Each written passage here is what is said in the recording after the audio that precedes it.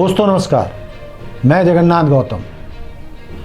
देश रोजाना में आपका स्वागत है। दोस्तों, जब से ये खबर आई है कि मोदी जी संसद का विशेष अधिवेशन बुलाने वाले हैं, ये तब से चर्चाओं का बाजार गर्म हो गया है। देश के जो बुद्धिजीवी हैं वो एक तरीके से सकते में हैं और वो मान रहे हैं कि देश में कुछ बड़ा होने वाला है, कुछ डरावना होने वाला है।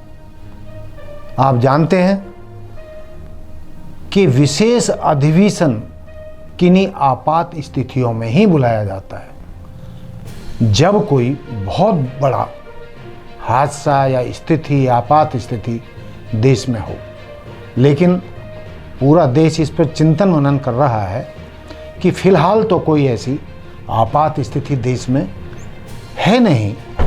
जो अभी कुछ दिन पहले ही तो अधिवेशन समाप्त हुआ है। यदि कोई आपात स्थिति होती तो वो अधिवेशन वाली बात जो अब किया जा रहा है वो बात उसी अधिवेशन में की जा सकती थी। लेकिन अभी जुम्मा 4 रोज हुए हैं और फिर से विशेष अधिवेशन बुला लिया। तो देश पूरा चिंतन मनन कर रहा है कि मोदी जी जरूर कुछ खास करने वाले हैं।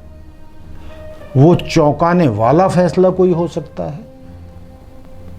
वो ये भी हो सकता है कि वो सदन भंग कर दें, संसद भंग कर दें और लोकसभा के चुनाव कराने की घोषणा कर दें, या इससे भी इतर ऐसा कुछ भी संभव है जो देश को चौंकाएगा जरूर। सब लोग 18 तारीख का टकटकी लगाए हुए इंतजार करने लगे हैं कि आखिर मोदी जी क्या करने वाले हैं। मोदी जी का ये फैसला शक के घेरे में भी है, विवादों में भी बताया जा रहा है और लोग तो यूं कह रहे हैं कि आखिर क्या करेंगे मोदी जी जो विशेष अधिवेशन बुलाया है। कांग्रेस के राष्ट्रीय अध्यक्ष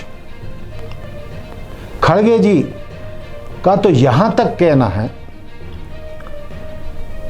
कि जो भी वो घोषणा करेंगे विशेष अधिवेशन में मोदी जी, वो कोई देश की चिंता को दूर करने वाला नहीं होगा, देश हित का फैसला नहीं होगा।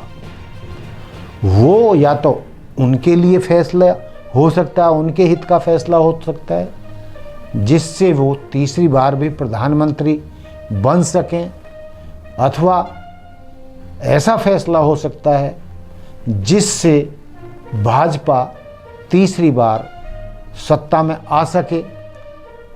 यानी जो भी उनका फैसला होगा वो राजनीतिक होगा, राजनीतिक फायदे का होगा, देश के फायदे से उसका कोई लेना देना नहीं होगा, जनता के फायदे का उससे कोई लेना देना नहीं होगा। क्योंकि ऐसी कोई आपात स्थिति नहीं है जो मोदी जी को विशेष अधिवेशन बुलाने की जरूरत पड़ गई। ये अधिवेशन अचानक बुलाना सवालों के घेरे में है। कई विपक्षी नेता और कांग्रेस के राष्ट्रीय अध्यक्ष का ये कहना है कि आप देख रहे हैं कि पिछले कई महीनों से मणिपुर जल रहा है।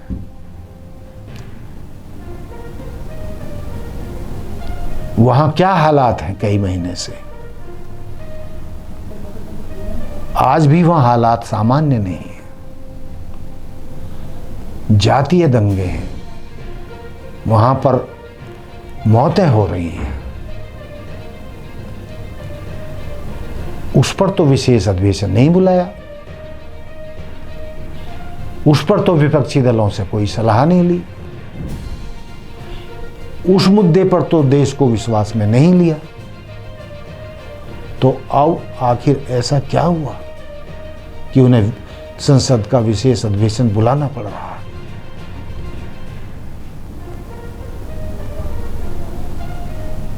लोग तो ये भी कह रहे हैं, कांग्रेस अध्यक्ष भी कह रहे हैं, जब कोविड आया था और केंद्र सरकार संभाल नहीं पा रही थी, लगातार रोजाना हजारों मौतें हो रही थीं और एक अनुमान के अनुसार 40-50 लाख तक अनुमान बताया जाता कि भारतीयों की मौत हुई कोविड से, कोरोना से। उस समय भी मोदी जी ने विशेष अधिवेशन नहीं बुलाया, विपक्ष को भरोसे में नहीं लिया। इसी तरह देश में नोटबंदी की घोषणा की, उसमें न देश को विश्वास में लिया, न देश की जनता को विश्वास में लिया, न विपक्ष को विश्वास में लिया, न कोई विशेष मतलब संसद का अधिवेशन बुलाया। और भी कई ऐसे मुद्दे कहे जा सकते हैं।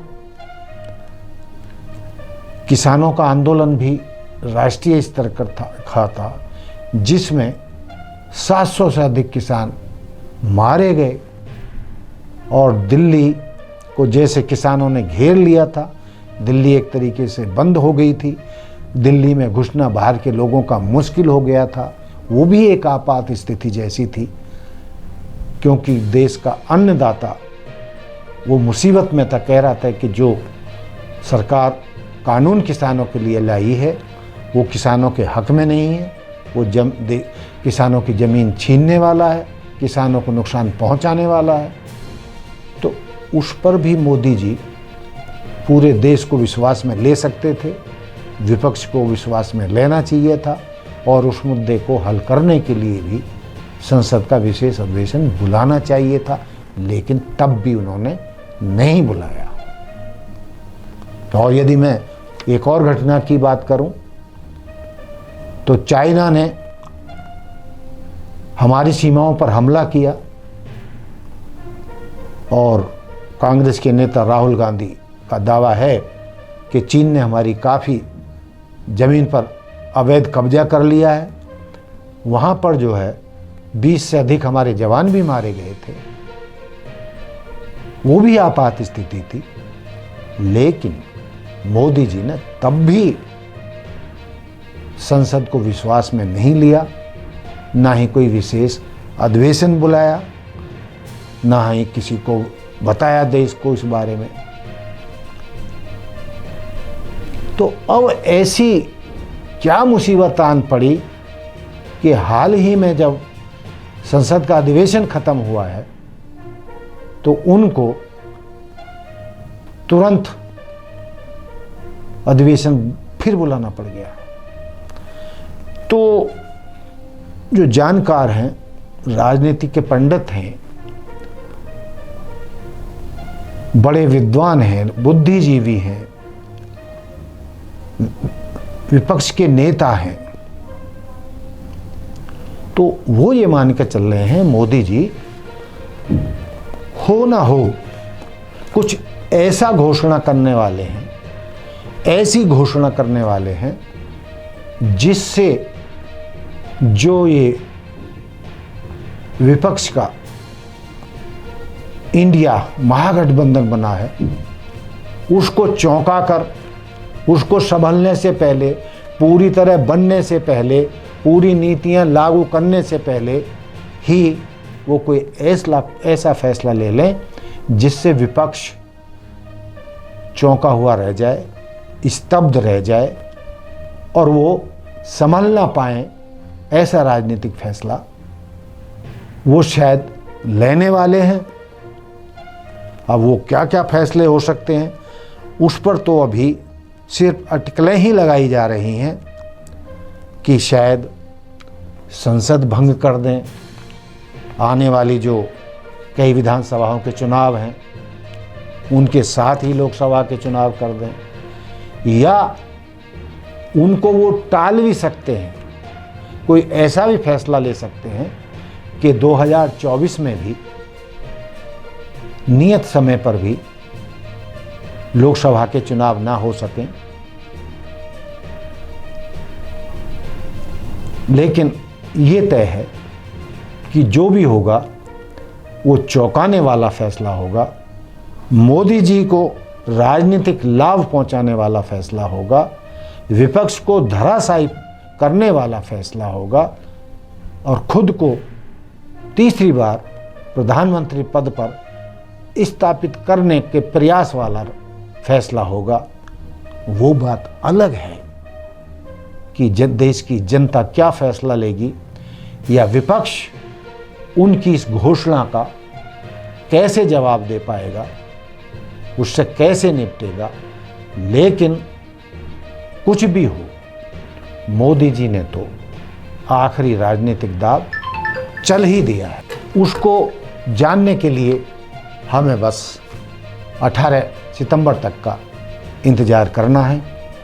हम भी इंतज़ार कर रहे हैं, आप भी इंतज़ार करिए, देखते रहिए देश रोजाना। Like, subscribe and share. जय हिंद, जय भारत, जय संविधान। नमस्कार। हमारे साथ जुड़े रहने के लिए देखते रहिए देश रोजाना का YouTube चैनल सब्सक्राइब कीजिए। साथ ही देश रोजाना की खबरें सबसे पहले देखने के लिए प्रेस कीजिए बेल आइकन।